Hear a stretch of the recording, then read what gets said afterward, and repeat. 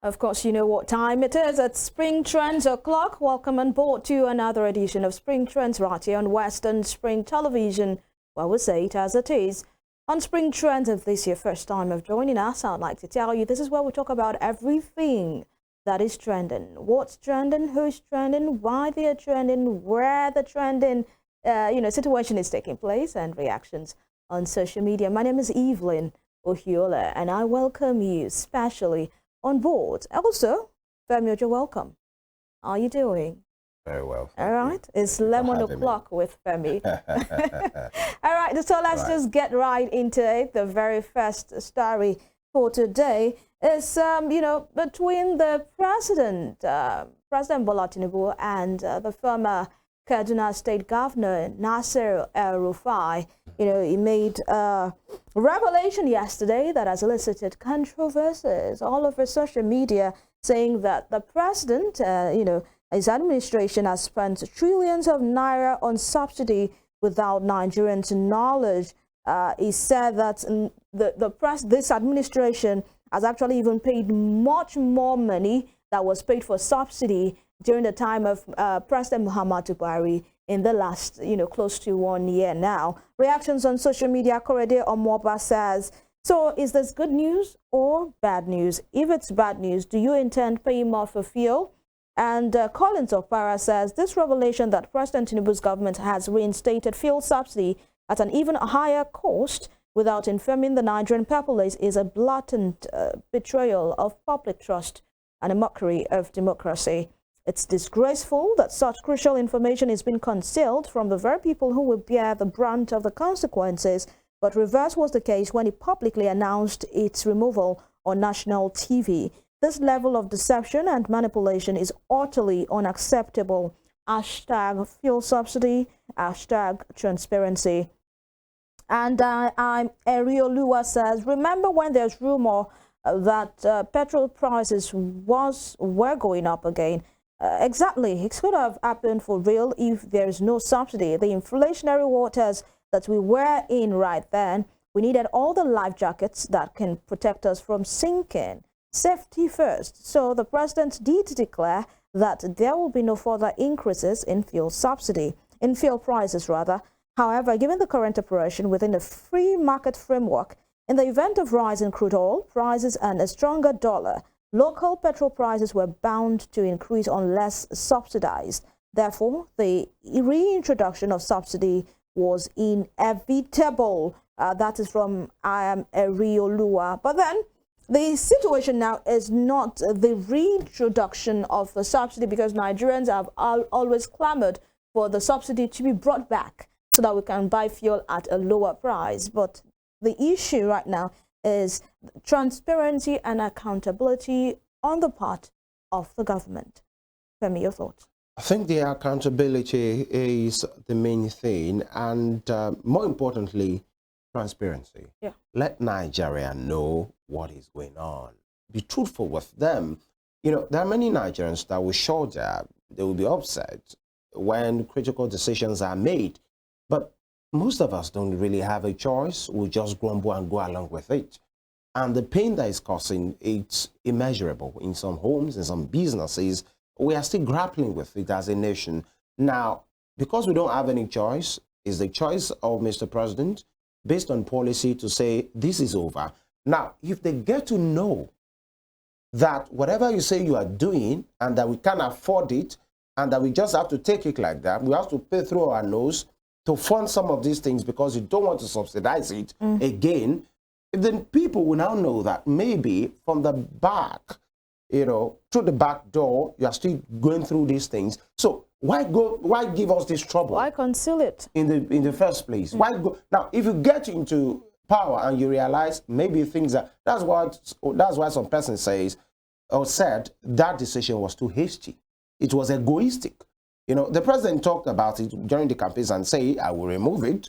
You will do protest. We was talking about the NLC. There is nothing that will happen. But why don't you get into the saddle first? Sit in first and see the true situation of these things. And if you want to remove it, in which many presidential candidates believed it should be removed, make a provision for the cushioning instead of saying it is over. By the way, should be very categorical and be truthful.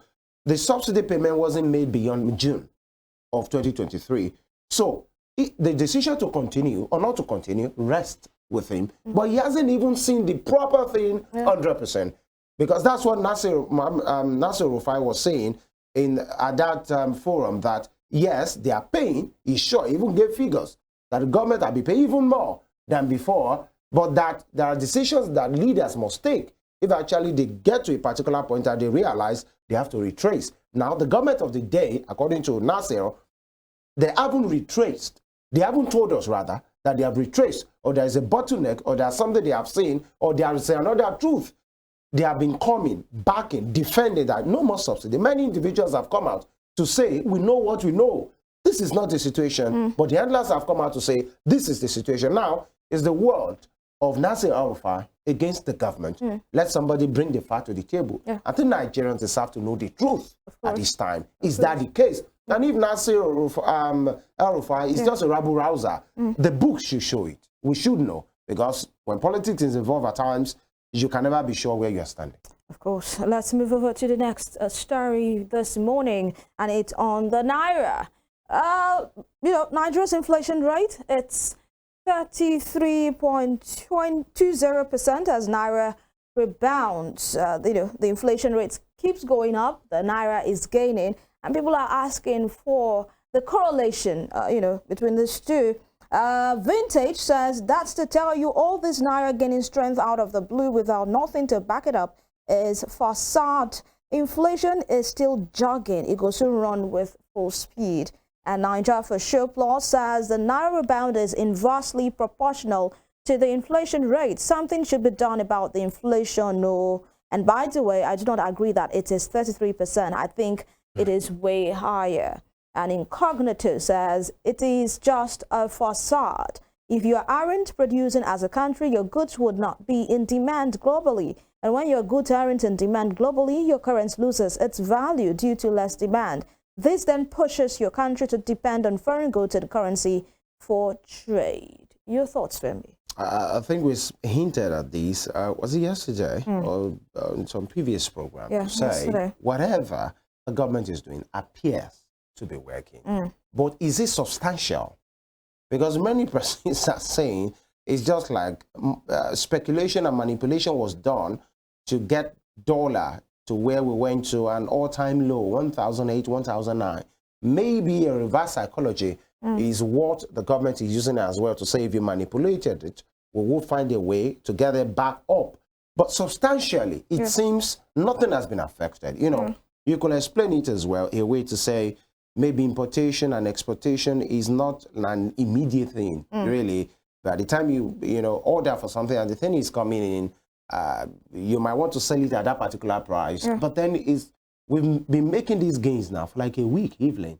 And so many persons, more than a week. Yeah, many persons will say we should have been seeing some reduction in the prices of things. But then we spoke about the people part, Nigerian people's part of that factors as well. There is a way that things go down, and because of our greedy nature, we don't want to adjust. There is that part of us. Don't let it. Well, is that the situation here? Because it's lingering more than not normal. I think it's at this point now that central bank governor, people in charge should be asked the question: we are making gains. What happened? Nothing is reducing. Instead, some commodities have standstill. Some are still, moving up, increasing.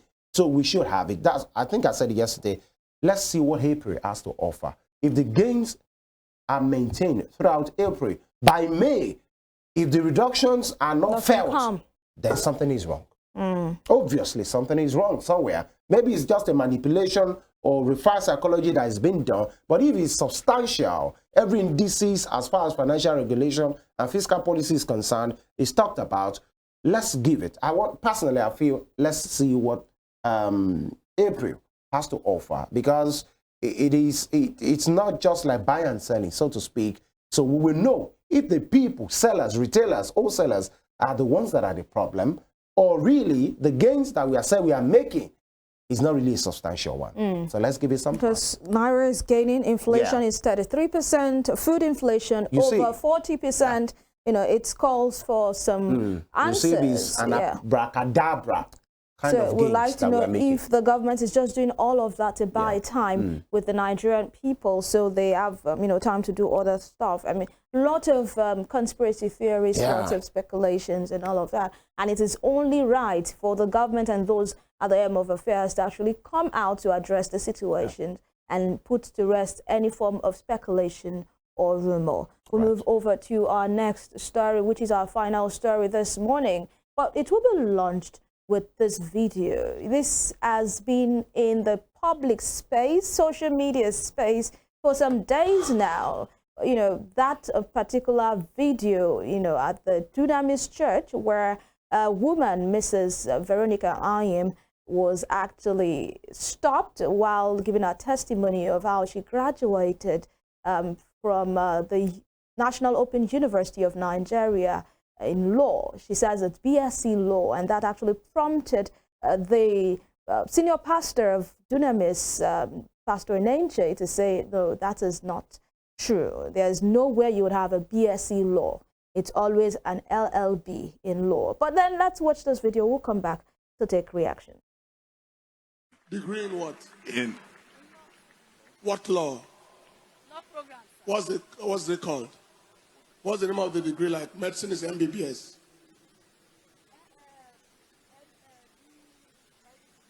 Give her the mic. What kind of degree is it? My medicine is MBBS. BSc, sir. BSc in law, sir. So the testimony is a lie. There is nothing like BSc in law. You either have LLB or BL. It's a lie. The testimony is a lie. Please go back to your seat. BSc law. Is that how lawyers speak English? Please. All right, that was a very embarrassing situation there, and a lot of Nigerians have, reacted to it, saying it's very embarrassing. And even if you felt the testimony is a lie, the right thing to do is just to stop her and let her go to her seat, instead of telling her to her face in the, that's congregation. You know how large Dunamis Church is, the headquarters, and lots of back and forth, and people actually went ahead to dig out receipts of this woman graduating from the National Open University, as a lawyer, a law student graduating from National Open University. People have said probably it was stage fright that made her say BSc in law, or probably something happened that made her, because if you actually watch that video, you would see when Pastor Nenche says, no, it's not BSc, it's LLB. I say, yes, LLB in law. So, I mean, a lot of people make mistakes, and after that happened, people dug out receipt. People called on Pastor Nenche to actually tender his apology, and we saw an apology. Will I say an apology from the church? Released a statement. It was a statement, rather, to say, okay, the pastor has reached out to the woman in question, and they are now both on good terms now. But people also had issues with the statement released by the church, saying that was not an apology, but that was an explanation of why you did what you did. It's different from an apology. The Nigerians are still asking for an apology from the pastor. But then Mrs. Veronica Ayim came out and said, I'm already in good terms with my pastor. He has come to me. We have talked things through, so everybody should please stand down. Exactly. Let peace reign. We are in good terms now. Now, your thoughts very quickly. I think... let me just say, before your thoughts, let's take tweets. Please. All right. Ogabos tweet says, some of these pastors see themselves as assistant God. Even the greatest of men makes mistake. Stage fright is a thing. He went too far with the way he rebuked her. And Betty Nwabunike says, let us assume she was lying. Why didn't the pastor correct the degree mistake she made and privately investigated to know why she was lying? Why on earth will you embarrass her like that? In this day and age when social media is the order of the day, people should be careful. Is it not even a good thing to give testimony again? Well, maybe it's time for the lady to shine like a star and for him to be brought to book. Hope he apologizes to her when, wish them the best. That's what she says. And Adewale Larry says, she should have walked out of the service and never to step her feet in the church again, if not apologized to. But again, the docility in our religion is sickening. She is even bold to rebuke his so-called spiritual father on social media. And Two Fighting says, I liked your comment, but bro, being articulate and eloquent is an advantage anytime, any day, more so for anyone whose business is with the law. But in terms of interpretation or enforcement, let's call a spade, please. So people are saying, if you actually, read law, you should be eloquent. You should be able to, bring out your speech should be so smooth, so eloquent. You should be able to bring out your thoughts in the most comprehensive manner. Yeah. But Femi, your thoughts? I think it's a multi-layer thing, and by the way, looking or hearing the choice of words, the eloquence, the communication, in which the women, the owner of the LLB right now, used in conveying a thought and that testimony, you found it quite uncomfortable. You might say, okay, for a law graduate, okay. The fact that you're a law graduate, by the way, doesn't mean you'll be that eloquent. Yeah. You'll be an orator, yeah. But at least you should be able to convey your thought in the simplest times. And maybe that didn't happen, and it made the senior pastor, to interject that particular testimony session. And I asked her some question. It said BSc law, and there is nothing like that actually. But then it shows. By the way, I'm not judging this matter. But it shows that even the best of us, the best of human, are still human, by the way. We are still humans, by the way. And then it was quite embarrassing. It could be awkward. You don't want to be in that situation. Exactly. Nobody wants to be in that situation. Stage, with that number of people in service. The Glory Dome people also is 100,000 capacity. Exactly. And more people than are some watching stadiums. online. Okay, so it was quite an embarrassing one. But it's good, so to speak, that the mission made a statement on that, and to say it's because the senior pastor doesn't take lightly the issue of mediocrity and the rest of it. That's what made him interject. And we saw videos yesterday. And it said pictures. The statement said it was in the spur of the moment. Spur of the moment. Yeah. I saw that as well, for whatever that means, by the way. Many persons even said that wasn't really apologetic in nature. It was more like an explanation. But the lady in question made a post. We saw pictures of them inviting her, possibly whatever they talked about, we didn't know. And she has told everybody to stand down. But it speaks of the fact that I'm sure Pastor in nature will learn one or two from these as well. Men of God are, perceived to be sacred, by the way. And that's why many persons will judge them. You are not supposed to do this, but they are still human after all. But it's a situation. I don't pray you are. I don't pray I will be in that situation while you'll be publicly reprimanded, especially for something you now have. Something that you have, But then, congratulations to Mrs. Veronica Ayim. It doesn't take away the fact that she is a law graduate. And many persons have been trying to throw shades at Open University as well, to say, is this what people are producing?